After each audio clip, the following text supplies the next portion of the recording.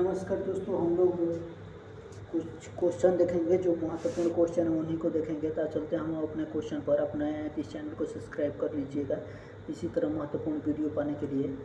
तो यहाँ पर हम चलते हैं। कह रहा है कि अपभ्रंश में प्रथम रास ग्रंथ, अपभ्रंश में प्रथम रास ग्रंथ कि उपदेशक रसायन रास, ये जिन दत्त सूरी हैं। तो कौन हो जाएंगे? अपभ्रंश में प्रथम रास ग्रंथ उपदेशक रसायन रास, ये जिन धर्म सूरी हैं। और उसके बाद से कह रहा है कि जैन साहित्य का हिंदी में प्रथम रास ग्रंथ भारतेश्वर बाहुबली, ये जो शालिभद्र सूरी का है। कहने का मतलब कि उपदेश रसायन किसका है? तो ये जिन धर्म सूरी का देश है। उपदेश इसलिए दिया जाता है, उपदेश रसायन रास की अधिक समय तक आप जिए। भारतेश्वर बाहुबली किससे संबंधित है? तो ये शालिभद्र सूरी से संबंधित है। कह रहा है कि जैन साहित्य के हिंदी में प्रथम रास ग्रंथ है। तो ये हिंदी में प्रथम रास ग्रंथ है। उसके बाद से हम लोग आगे चल रहे हैं क्वेश्चन पर।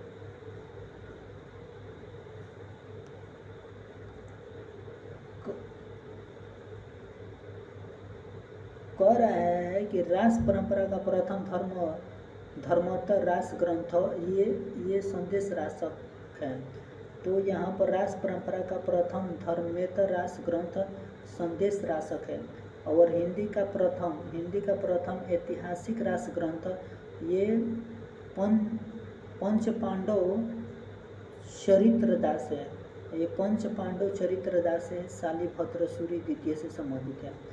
कह रहा है कि हिंदी का प्रथम ऐतिहासिक रस ग्रंथ पंच पांडव ये चरित्र रास, शालिभद्र सूरी द्वितीय 1350 से संबंधित। हम चलते हैं प्रमुख कवियों के बारे में देख रहे हैं। यहाँ पर शालिभद्र सूरी से संबंधित हम लोग देखेंगे। कह रहा है कि बुद्धि रास, इनका संग्रह उनके शिष्य शिवी ने किया है। तो बुद्धि रास ये शालिभद्र सूरी की रचना है और इनका शिष्य जो है शिवी ने इनका संकलन किया है। भारतेश्वर बाहुबली रास ये 1184 ईस्वी में भारतेश्वर बाहुबली का वर्णन किया गया है। और भारतेश्वर बाहुबली किसकी रचना है? तो शालिभद्र सूरी की रचना है। उसके बाद से कह रहा है कि जो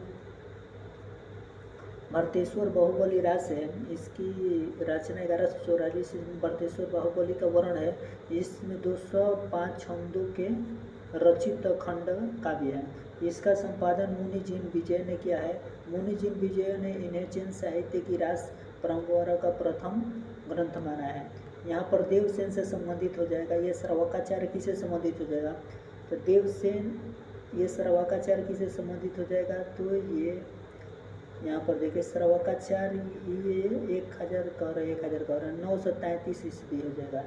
और 250 दोहों में श्रवक धर्म का वर्णन किया गया है। तो देवसेन ये श्रवकाचार्य का है और 933 ईस्वी में इसको लिखा गया है। और 250 दोहों में श्रवक धर्म का वर्णन किया गया है। लघुनयन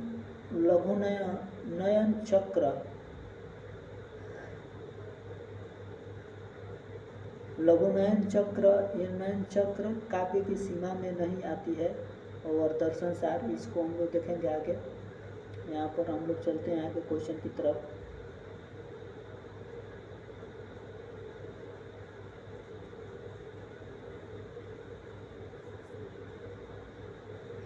दब यहाँ पर देखिए इसको 5 नंबर हम देख रहे हैं।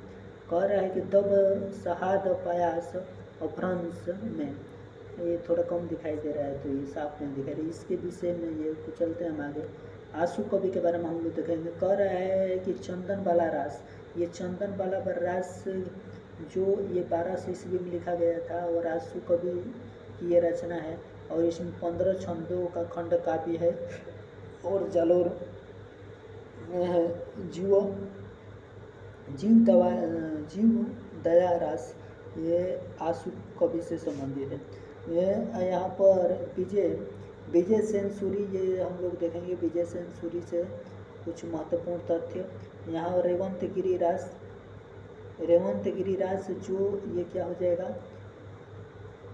1231 ईस्वी में लिखा गया था। और जैन तीर्थकर रेवंतगिरी और तीर्थकर नेमिनाथ की प्रतिज्ञा का वर्णन है, ठीक है ना।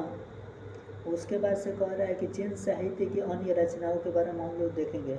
तो यहाँ पर जैन साहित्य यह स्थूलीभद्र राज से हो जाएगा 1209 ईस्वी में, जिन धर्मसूरी से संबंधित हो जाएगा। नेमिनाथ रास ये 1233 ईस्वी से संबंधित हो जाएगा और इसमें 88 छंदों का यह पर नेमिनाथ चौपई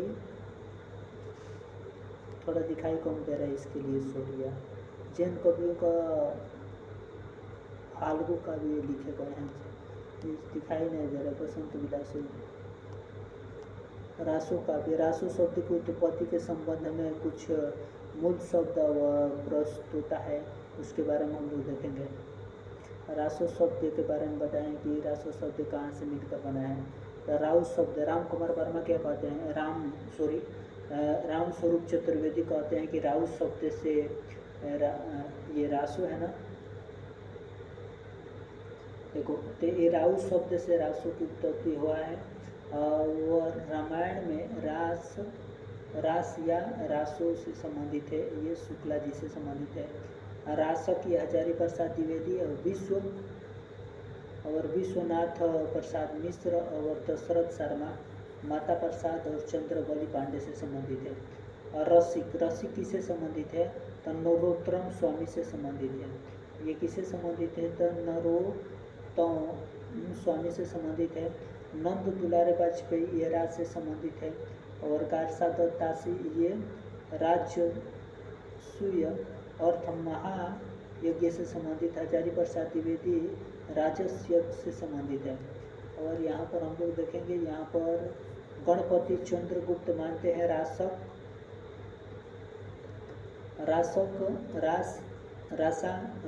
रसो से इनकी उत्पत्ति हुई है गणपति चंद्र के अनुसार। और यहाँ पर श्यामल दास और डॉक्टर काशी प्रसाद जसवाल से हम लोग देखेंगे रहस्य से इनको मानते हैं कि रासो शब्द की उत्पत्ति होती है। यहाँ पर कुछ महत्वपूर्ण तथ्यों के बारे में हम लोग देखेंगे। कह रहा है कि रासो काव्य दो रूपों से मिलकर बना है। प्रबंध काव्य पहला क्या दिया गया है, पहला प्रबंध काव्य है। ये प्रबंध काव्य है। प्रबंध काव्य प्रथम ग्रंथ कौन माना जाता है, प्रबंध काव्य का प्रथम ग्रंथ किसको माना जाता है, तो कुमार दासो को माना जाता है। प्रबंध ये काव्य है ना, प्रबंध काव्य का प्रथम ग्रंथ ये कुमार दासो को माना जाता है, ठीक है। और उसके बाद से ये वीर गीत वेलेडस से संबंधित है, प्रथम ग्रंथ हो जाएगा। विशल देवरासु से संबंधित हो जाएगा। उसके बाद से हम लोग आगे चलेंगे। रासु साहित्य की प्रमुख विशेषताओं के बारे में हम लोग क्या करेंगे, देखेंगे। तो रासु शब्द की अतिशयोक्तिपूर्ण वर्णों की अधिकता होती है। तो अतिशयोक्तिपूर्ण वर्णों की क्या होती है, अतिशयोक्तिपूर्ण वर्णों की अधिकता होती है। उसके बाद से यहाँ पर हम लोग कह रहे हैं कि युद्धों का सजीव वर्णन किया जाता है। इसमें ऐतिहासिक और राष्ट्रीयता का भाव होता है, रासु साहित्य की प्रमुख विशेषता है। और युद्धों का सजीव वर्णन किया जाता है। इसमें रासु शब्द में क्या किया जाता है, युद्धों का सजीव वर्णन किया जाता है। ऐतिहासिकता और राष्ट्रीयता का भाव होता है। अतिशयोक्ति और पूर्ण वर्णों की अधिकता होती है। और अप्रमाणित ग्रंथों की अधिकता होती है। इसमें अप्रमाणित ग्रंथों की, ठीक है ना, तो अप्रमाणित ग्रंथों की अधिकता होती है। और अप्रमाणित ग्रंथों की अधिकता होती है। नारी के रूप सौंदर्य का क्या होता है, नारी के रूप सौंदर्य का चित्रण होता है। नारी के रूप सौंदर्य का चित्रण होता है। वीर और श्रृंगार रस की प्रमुखता होती है। वीर और श्रृंगार रस की ये रासु ग्रंथ की प्रमुखता है।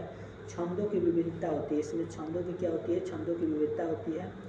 और वीर और श्रृंगार रस की प्रमुखता, नारी के रूप में सौंदर्य का चित्रण और प्रमाणित ग्रंथों की अधिकता होती है। छंदों की विविधता और टिंकल पिंकल भाषा का प्रयोग किया जाता है। इसमें किसका प्रयोग किया जाता है, इसमें टिंकल पिंकल भाषा का क्या किया जाता है, प्रयोग किया जाता है। किसमें, रासो ग्रंथ में। यहाँ पर कुमार दासो जो नवीं सदी में लिखा गया था। और इसमें कुछ विद्वान जो 17वीं सदी भी मानते हैं। कुमार डासु को कुछ देखिए, ये कुमार डासु को ये 9वीं शताब्दी में लिखा गया था और कुछ विद्वान ये 17वीं में मानते हैं। और इनकी रचना दलपति बीचे में, तो खुर कहाँ पड़ जाता है, जब गाय दल के रूप में चलती है ना तो खुद पड़ जाता है। कुमार डासु दलपति बीजे से संबंधित हो जाएगा। इसमें पूछ लेता है ना, कुमार डासु में किस किस छंद का प्रयोग किया गया है, तो दोहा, सवैया, कवित का प्रयोग किया गया है। तो कुमार डासु में किसका किन किन छंदों का प्रयोग किया गया है, तो दोहा, सवैया और कवित का प्रयोग किया गया है। दोहा, सवैया और कवित का प्रयोग किया गया है। उसके बाद से कह रहा है कि इस प्रबंध काव्य में चित्तौड़ नरेश कुमार की वीरता है। इसमें चित्तौड़ नरेश कुमार की वीरता है। कुमार ने कुल 24 ग्रंथ, कुल प्रमुख ग्रंथ है और कुल 50 छंद है। इसमें 5000 छंद है और इनकी प्रति पुनः संग्रहालय में सुरक्षित है। विजयपाल रासो जो 12वीं शताब्दी में लिखा गया था, ये नाला सिंह से संबंधित है। विजयपाल रासो किससे संबंधित है, तो विजयपाल रासो ये 12वीं शताब्दी से संबंधित है और नाला सिंह भाट से संबंधित है। इनकी किसकी रचना है, तो नाला सिंह भाट की। ये विजयगढ़ के राजा विजयपाल की गाथा है। यह ग्रंथ अनुप्रबंध है और वीर गति से संबंधित है। और ये हो जाएगा। और विशाल देव रासो इसके समय में विद्वानों के 3 मत हैं। इसके सन 11 से क्या हो जाएगा, 1155 हो जाएगा, 12वीं शताब्दी हो जाएगा, सनमत 1100 से संबंधित होता है विशाल देव रासो, ठीक है ना। उसके बाद से हम लोग चलेंगे रचना काल देखेंगे, नरपति नाला हो जाएगा। यह विरह परक संदेश काव्य है। स्वयं कवि ने इसे स्त्री रामायण कहा है। स्वयं कवि ने इसे स्त्री रामायण कहा है। और यहाँ पर आप देख सकते हैं, इसमें अजमेर के राजा विशाल देव रासो और तृतीय राजा भोज की पुत्री राजमती के विवाह, उपयोग और पुनर्मिलन की कथा है। राजमती से रूठ कर विशाल देव रासो का उड़ीसा जाना और 12वीं शताब्दी पुनः मिलन से संबंधित है।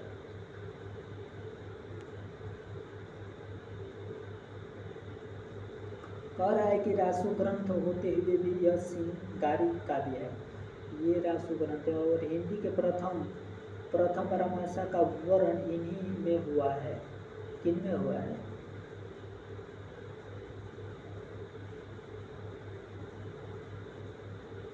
विशाल देव रासो में। कह रहा है कि विशाल देव रासो है, ठीक है ना। तो कह रहा है यहाँ पर देखिए, रसो ग्रंथ होते हुए यह श्रृंगारी काव्य है। तो विशाल देव रासो के बारे में बता रहा है। और कह रहा है कि हिंदी के कह रहा है कि हिंदी में सर्वप्रथम पराभाषा का वर्ण इसी में हुआ है। तो ये विशाल देव की यहाँ पर कौन सी रचना थी, इसी में हुआ है। सॉरी यार, विशाल देव रासो नरपति। विशाल देव रासो में पराभाषा शब्द का वर्ण हम लोग को देखने को मिलता है। किसमें,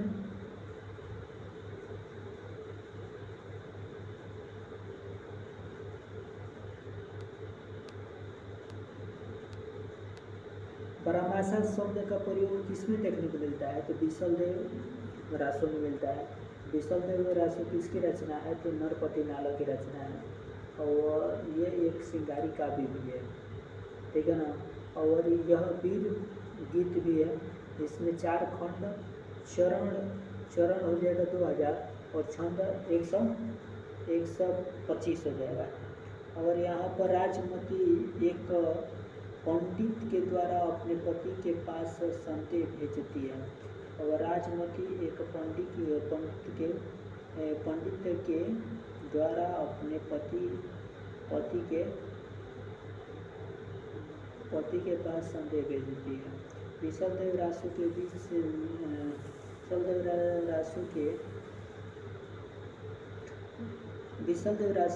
बीच में बराबर इस साहित्य भाषा हिंदी को मिलाने का प्रयत्न दिखाई पड़ता है। और रामचंद्र से विशाल देव रासो में श्रृंगार को ही प्रधानता और वीर रस किंचित आभास मात्र है। रामचंद्र शुक्ल से संबंधित है। और पृथ्वीराज रासो ये इसका समय 12वीं शताब्दी हो जाएगा और 1225 से 1249 से संबंधित हो जाएगा। रचना का चंद बरदाई 1168 से लाहौर पूरा किए और उनके पुत्र जुलान ने इसको। चंद्र बरदाई का मूल नाम बलिध और पृथ्वी भट्ट है। याद रखिएगा, चंद्र बरदाई का मूल नाम पूछ सकता है तो बलिध और पृथ्वी भट्ट, बलिध। और डॉक्टर नगेंद्र ने इसे पिंगल शैली का तथा डॉक्टर बच्चन सिंह ने डिंगल शैली का काव्य कहा है चंद्र बरदाई को। इसको पृथ्वीराज रासो को, यहाँ पर एक बार पृथ्वीराज रासो को देखिए, ये पर अभी सभी समय काल माना जाता है 1225 से 1249। और ये रचना चंद्र बरदाई क्या है जो 1168 में किया गया था और ये सनौत में उसका समय था। और यहाँ पर आप सन में ये देख सकते हैं। और यहाँ पर आप देख सकते हैं कि लाहौर पूरा किया गया था उनके पुत्र जुलान ने। और यहाँ पर चंद्र बरदाई का मूल नाम बलि था और पृथ्वी भट्ट है। और डॉक्टर नगेंद्र ने इसे पिंगल शैली तथा डॉक्टर बच्चन सिंह ने डिंगल शैली। तो नाम डॉक्टर नगेंद्र माने नरेंद्र मोदी आएंगे तो ये चंद्र बरदाई के बारे में, पृथ्वीराज रासो के बारे में बताया जा रहा है, ठीक है ना। तो इसमें किस शैली का प्रयोग किया जाता है डॉक्टर नगेंद्र के साथ। तो डॉक्टर माने कि नरेंद्र मोदी आएंगे तो पानी देंगे पीने के लिए, तो ये पिंगल डॉक्टर नगेंद्र पिंगल शैली का प्रयोग किया गया है। और जो बच्चे आते हैं तो उसको ढील देते हैं तो डिंगल शैली का प्रयोग किया गया है। इसमें जो पृथ्वीराज रासो में 69 सर्ग है और 68 प्रकार के क्या हो जाएगा 68, देखिए 69 सर्ग हैं जिनको हम समय कहते हैं और छंद 68 है। किसमें?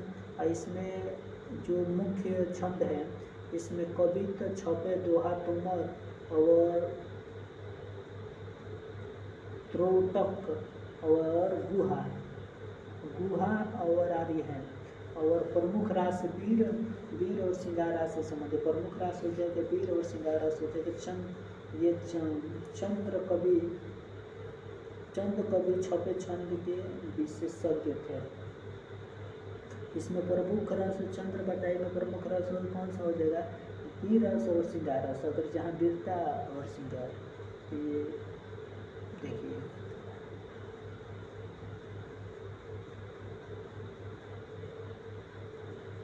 कह रहा है कि चंद्र कवि को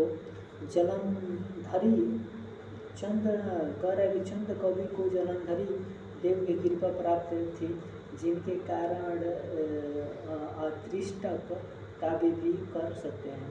चंद्र बरदाई को शिव सिंह सेंगर ने छपियों का राजा तथा डॉक्टर नामोर सिंह ने छपियों का चंद्र बरदाई ने शिव सिंह सेंगर ने छपियों का राजा कहा है। चंद्र बरदाई को शिव सिंह सेंगर ने छपियों का राजा कहा है और डॉक्टर नामोर सिंह ने छंदों का राजा कहा है। याद रखिएगा, ये महत्वपूर्ण क्वेश्चन है, यहाँ पर पूछ सकता है। चंद्र बरदाई को शिव सिंह सेंगर ने छपियों का राजा कहा है और डॉक्टर नगेंद्र ने छंदों का राजा कहा है। छप्पे के राजा छाप, शिव जी को सावन में बहुत लोग छाप देते हैं, शिव जी को सावन में बहुत लोग छाप देते हैं, तो क्या हो जाएगा बहुत लोग छाप देते हैं। तो ये क्या हो जाएगा छपियों का राजा, क्या हो जाएगा ये छपियों का राजा। छपियों को शिव सिंह सेंगर ने छपियों का राजा और डॉक्टर नामोर सिंह ने छंदों का राजा माना है। डॉक्टर नामोर सिंह ने छंदों का राजा माना है। और आगे चल रहे हैं क्वेश्चन पर।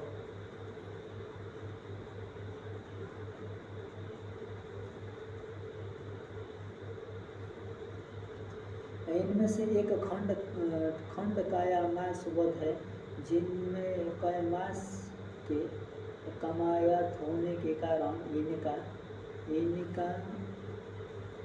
इनका पृथ्वीराज चौहान ने वध किया है।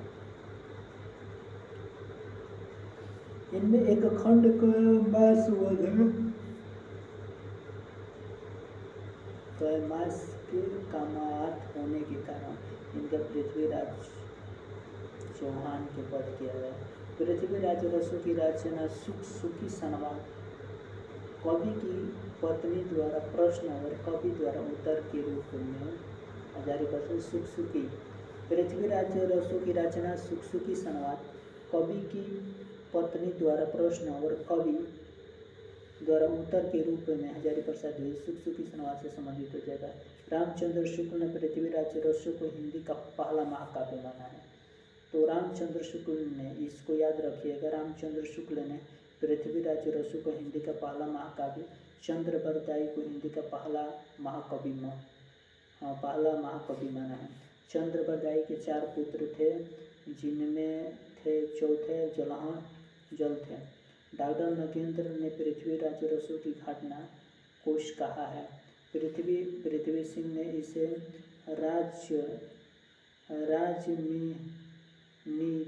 राजनीति की महाकायात्मक त्रासदी कहा है। बच्चन सिंह ने इसे राजनीति की महाकायात्मक त्रासदी कहा है। श्याम सुंदर दास और उदय नारायण तिवारी ने पृथ्वीराज रसो को वीर काव्य कहा है। और पृथ्वीराज के पिता का नाम सोमेश्वर था। पृथ्वीराज के पिता का नाम सोमेश्वर था। पृथ्वीराज ने नागौर नामक बसाया था, जहाँ चंद्रबरदाई के वंशज रहते हैं। यहाँ पर चंद्रबरदाई ने पृथ्वीराज चौहान के 6 भाषाओं का ज्ञाता कहा है।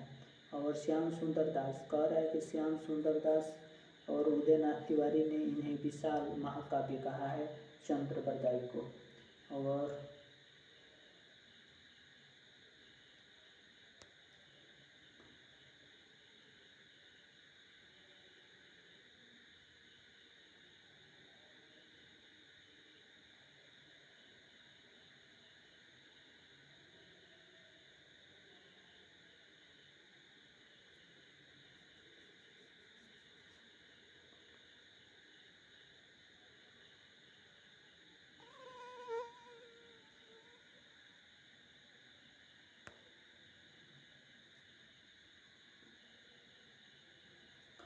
यहाँ पर आप देख सकते हैं कि जैसे अपभ्रंश और पुरानी राजस्थानी चंद्रबरदाई के विषय में कहा जा रहा है कि दशरथ शर्मा और मनीराम ये अपभ्रंश और पुरानी राजस्थानी मानते हैं चंद्रबरदाई की भाषा।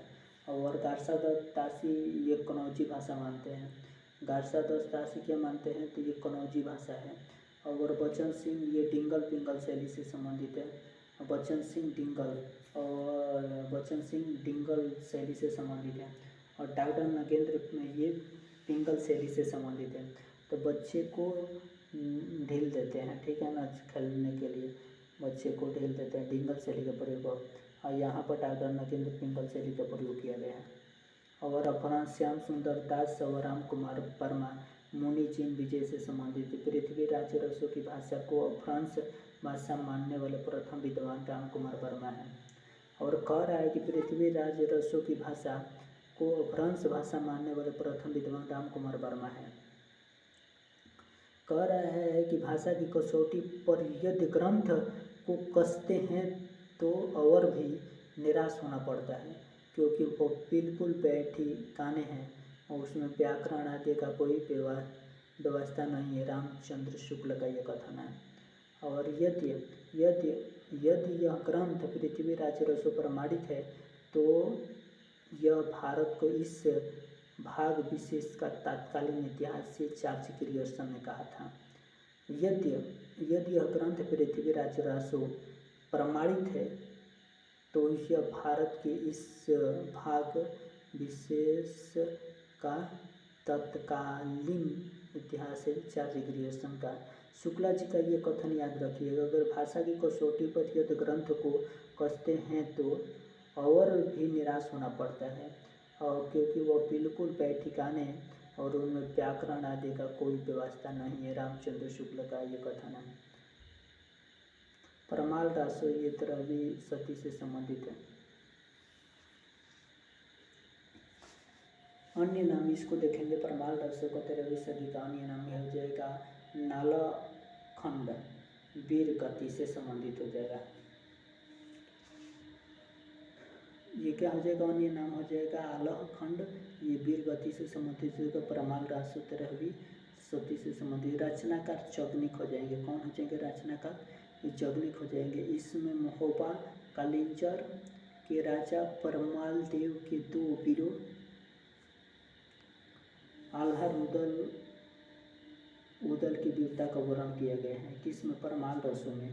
परमाल रसो किसकी रचना है, जगनी का है।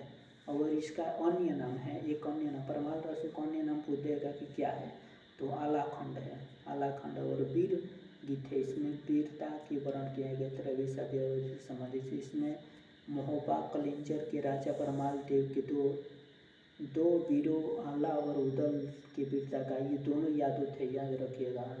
पृथ्वीराज चौहान को जब बात करते हो ना, तो पृथ्वीराज चौहान को धूल चटाने का काम किया है कितने बार, एक बार नहीं कितने बार।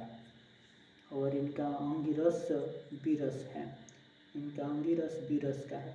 उत्तर प्रदेश कह रहा है कि यह उत्तर प्रदेश बुंदेलखंड में वर्षा ऋतु में गाया जाता है। ये उत्तर प्रदेश के बुंदेलखंड में वर्षा ऋतु में गीत गाया जाता है। और इसमें हजारी प्रसाद द्विवेदी अर्थ प्रमाणित मानते हैं किसको, तो उसी को परमाल रसो, जिसको आलाखंड भी कहते हैं। परमचग्नि का ये कृति है। यहाँ पर यह अर्थ प्रमाणित मानते हैं हजारी प्रसाद द्विवेदी।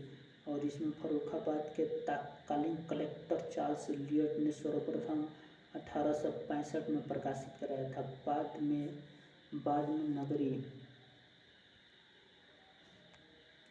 नगरीय प्रचारणी सभा काशी में श्याम सुंदर दास ने और परमाल रसूम नाम से प्रकाशित कराया था।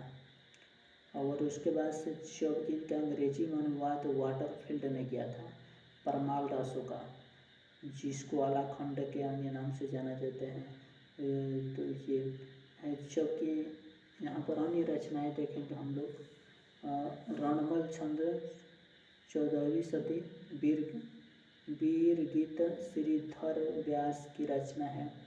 और 24वीं सदी हो जाएगा हमीर रासो, 24वीं सदी से हो जाएगा उपलब्ध है। और कह रहा है कि रामचंद्र शुक्ल ने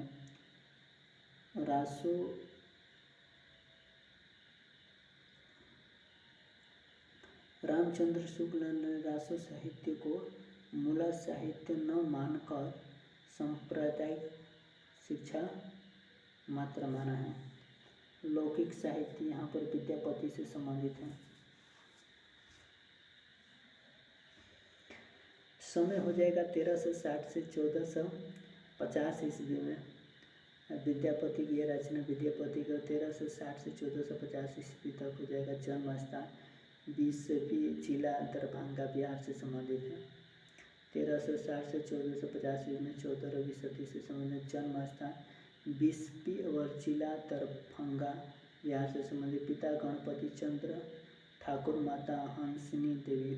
और इनके पिता ने गंगा भक्ति तरंगिणी नामक ग्रंथ लिखा।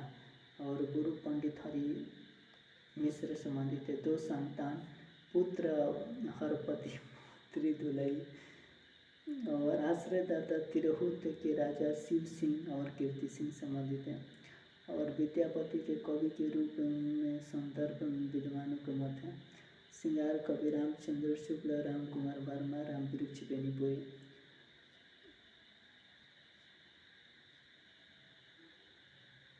हरि प्रसाद, हरप्रसाद शास्त्री और सुभद्रा झा भक्ति।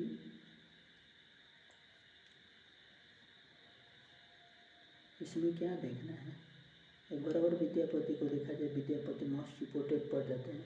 विद्यापति 1360 से 1450, 1390 वर्ष जिए थे और 14वीं सदी माना जाता है।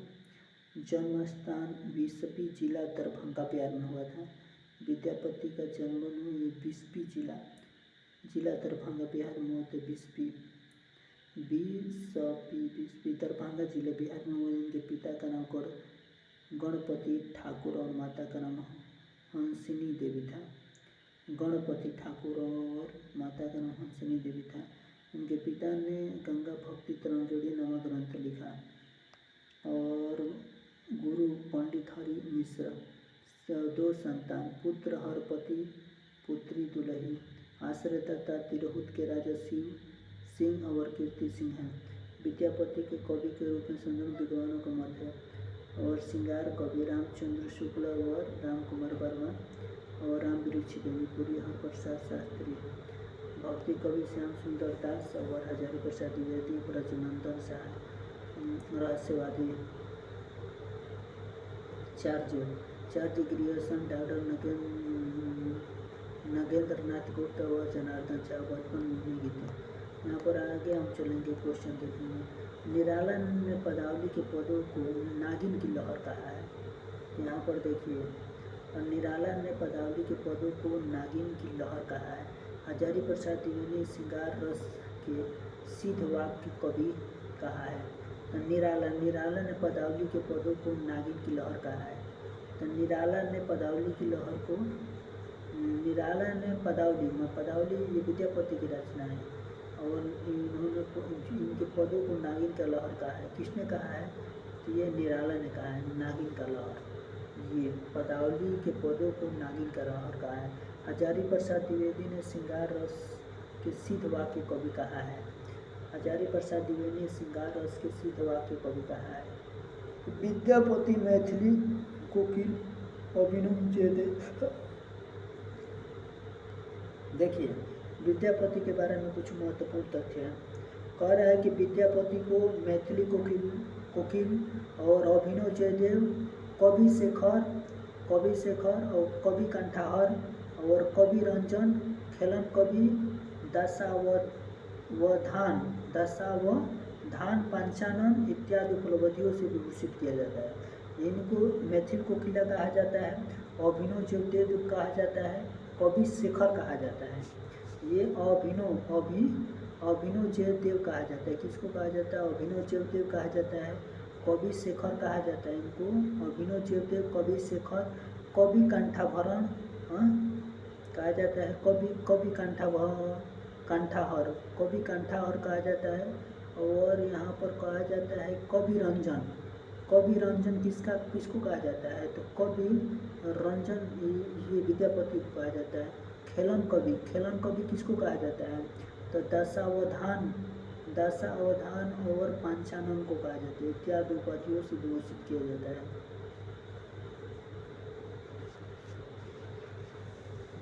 सर इसमें क्वेश्चन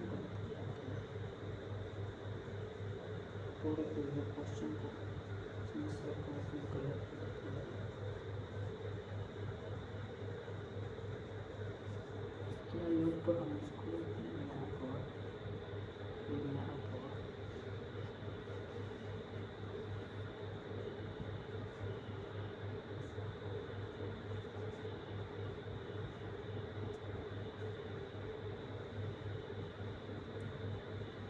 विद्यापति को